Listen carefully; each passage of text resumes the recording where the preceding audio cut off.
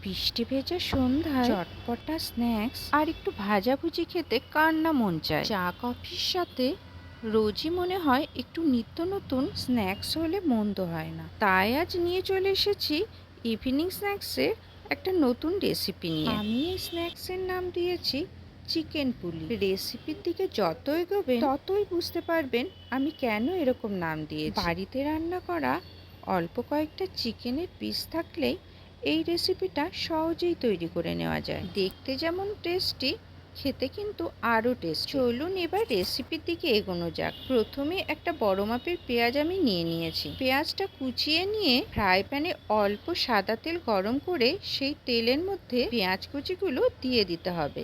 একটা মাঝারি মাপের ক্যাপসিকামও আমি একইভাবে ছোট ছোট করে কুচিয়ে রেখে দিয়েছিলাম। পেঁয়াজ কুচি ফ্রাই প্যানে দেওয়ার পরপরই ক্যাপসিকামের টুকরোগুলো ফ্রাই প্যানের মধ্যে দিয়ে দেব। ফ্রিজে ছিল আগের দিনের রান্না করা 3 পিস চিকেনগুলো ছাড়িয়ে নিলাম, মানে ঝুড়োর আকারে করে নিলাম। এবার ওই পেঁয়াজ ক্যাপসিকাম ভাজার মধ্যে ঝুড়ো চিকেনের টুকরোগুলো দিয়ে দিতে হবে। নাড়াচাড়া করে একটু ভাজা ভাজা করে নিতে হবে। এবার জানাই নবপর্ণার রান্নাঘরে সবাইকে স্বাগত। সবাই ভালো থাকবেন, সুস্থ থাকবেন। সামান্য স্বাদ মতো নুন দিতে হবে।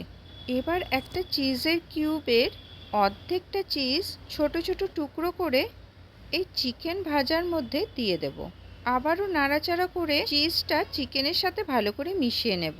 এইভাবে ভাজতে ভাজতে চিজের টুকরোগুলো চিকেনের সাথে ভালো করে মিশে যাবে। কিছুটা পরিমাণ আটা আমি আগেই মেখে রেখেছিলাম। ময়মের জন্য দিয়েছিলাম সাদা তেল আর নুন মিষ্টি।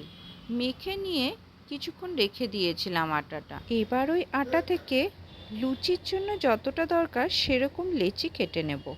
এখানে আমি 4টে লেচি কেটে নিয়েছি। এবার লেচিগুলো লুচির আকারেই বেলে নিতে হবে। তেল দিয়ে দিয়ে বেলে রুটির আকারেই কিছুটা করে নিতে হবে। খুব বেশি বড় হবে না, লুচির থেকে একটু বড় করতে হবে।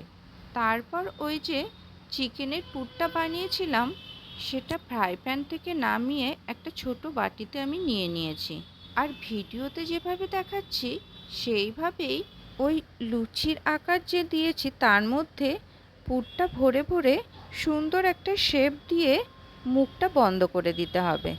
এইভাবে সবকটা লেচি লুচির মতো করে বেলে আর পুর ভরে ওই বাঙালিরা যে পুলি বানায় সেরকম আকারই গড়ে নিতে হবে।